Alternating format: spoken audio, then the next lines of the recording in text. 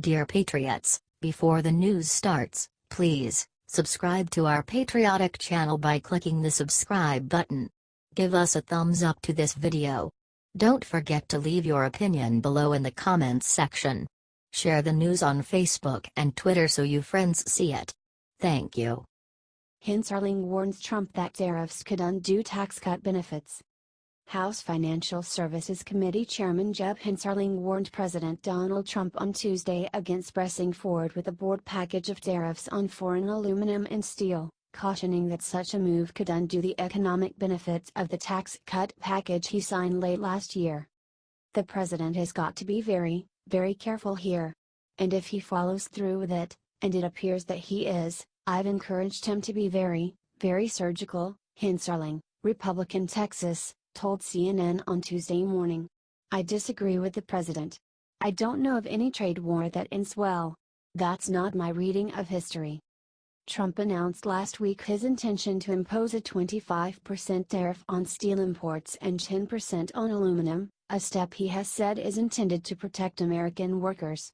But the move has been met with opposition from many in the Republican Party, which has historically been a supporter of free trade.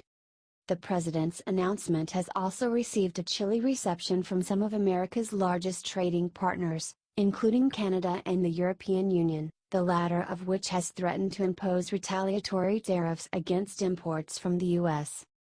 Hensarling, who announced last October that he would not seek re-election in this year's midterms, heaped praise upon the president for the package of tax cuts and reforms that he and fellow congressional Republicans shepherded into law late last year. Hensarling predicted consumers would bear the brunt of any tariffs and that Trump's announced moves would cancel out the economic benefits of the tax legislation and regulatory rollback he has championed. My fear is the president's going to walk back a lot of the progress that he's made, and I don't see winners in trade wars, Hensarling said. We've got, 300 million people who consume steel and aluminum. I mean, is this going to send up the price of a six-pack at a grocery store? Well, it very well may. But we all consume this, and I'm afraid this is going to hurt consumers. I think it's going to lead to a net loss of jobs.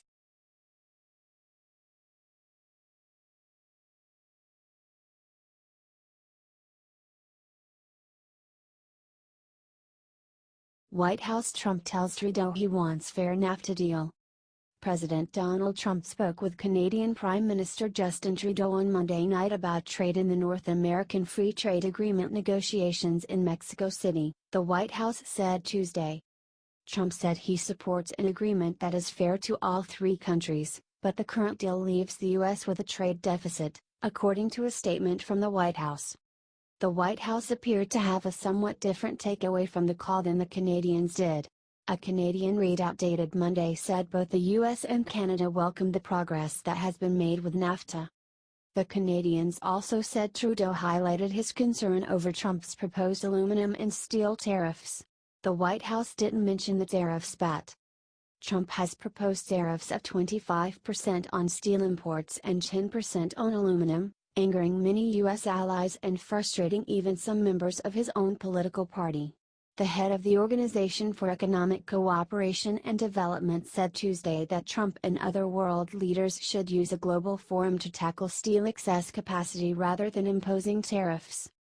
As shown repeatedly in the past, we need global solutions to global problems, and that is exactly why the Global Forum on Steel Excess Capacity exists, OECD Secretary General Angel Gurria said in a statement. Most of the group's members see China as the main source of excess production capacity, but Beijing says other countries share the blame. The conversation with Trudeau came shortly after the U.S. president attacked Canada and Mexico, two of the country's top international trading partners. We have large trade deficits with Mexico and Canada. NAFTA, which is under renegotiation right now, has been a bad deal for USA. Massive relocation of companies and jobs. Tariffs on steel and aluminum will only come off if new and fair NAFTA agreement is signed, Trump tweeted Monday in a pair of posts. Also, Canada must treat our farmers much better. Highly restrictive. Mexico must do much more on stopping drugs from pouring into the U.S. They have not done what needs to be done. millions of people addicted and dying. Trudeau said early last month that he would walk away if the US proposed a bad deal. The NAFTA negotiations have a deadline of March 31st, before the Mexican presidential election in July and the US midterm elections in November, but the talks could continue past that date. Doug Palmer contributed to this report.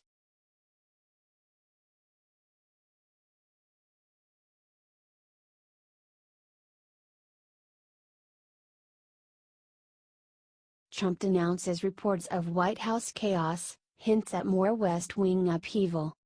President Donald Trump on Tuesday denounced as wrong reporting in recent days from multiple media outlets that his administration has descended into chaos, declaring that the West Wing is filled with only great energy but conceding that I still have some people that I want to change. The new fake news narrative is that there is chaos in the White House. Wrong.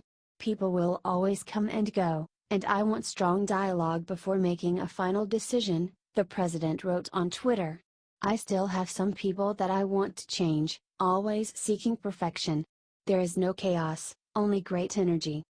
The Trump administration has been roiled in recent weeks by staff departures, internal turmoil and a battle over international economic policy that has exposed divisions not only between the president and other Republicans but also within his administration.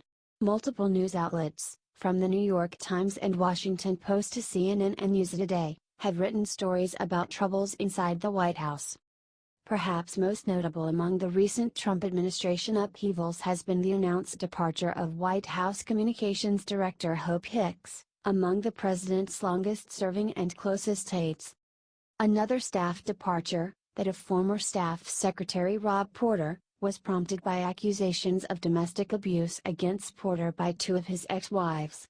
Those allegations begat a wider controversy about why Porter had been allowed to work inside the White House for months under an interim security clearance and why top administration officials were not aware of the allegations against him earlier. Revelations about Porter's security clearance status eventually prompted the White House to downgrade the clearances of all officials working under an interim clearance, including Trump's son-in-law Jared Kushner, from the top secret SCI level to the secret level. The Porter episode also cast a light on Chief of Staff John Kelly, who was placed in the White House to bring stability but whose management has been questioned. Last week, Trump also railed against Attorney General Jeff Sessions. In an early morning tweet, Trump criticized Sessions for directing the Justice Department Inspector General to investigate the FBI's surveillance of former campaign advisor Carter Page. Sessions later responded that he would continue to do his job with integrity and honor. The president even joked about the chaos at Saturday's annual Gridiron Club dinner, joking, "So many people have been leaving the White House. It's invigorating, since you want turnover. I like chaos. It really is good. Who's going to be the next to leave?" Trump's announced decision last week that he will impose tariffs on aluminum and steel imports into the U.S. has also proven controversial, both within his administration, where multiple officials have opposed such a move, and on Capitol Hill, where top Republicans, including House Speaker Paul Ryan, have advocated against imposing fresh tariff protections.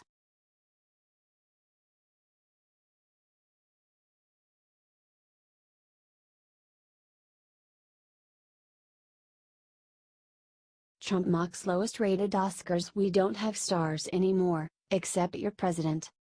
A record low 26.5 million people watched the 90th Academy Awards on Sunday, and President Donald Trump says he knows why: there aren't any more movie stars. Lowest-rated Oscars in history, the president tweeted Tuesday morning. "Problem is, we don't have stars anymore, except your president, just kidding, of course." Hosted by late-night TV host, Jimmy Kimmel, the show dropped in viewership roughly 20% from 33 million, according to a Nielsen report. Various media reports say the length of the show contributed to the decline, while others highlighted the smaller films winning the biggest awards. "Thanks, lowest-rated president in history," the host fired back on his Twitter. This year's Oscars, which has always been somewhat political, didn't go without Kimmel and others taunting the president. Kimmel made a few jokes ranging from Hope Hicks' resignation to the president's tweeting habits. Where there is light, there is always hope. Except at the White House. Hope quit on Wednesday, Kimmel said, according to The Hollywood Reporter. Rapper Common also criticized the president and the National Rifle Association during his performance Sunday night. These days we dance between love and hate, a president that trolls with hate. He don't control our fate because God is great. When they go low we stay in our heights. I stand for peace, love and women's rights, he said.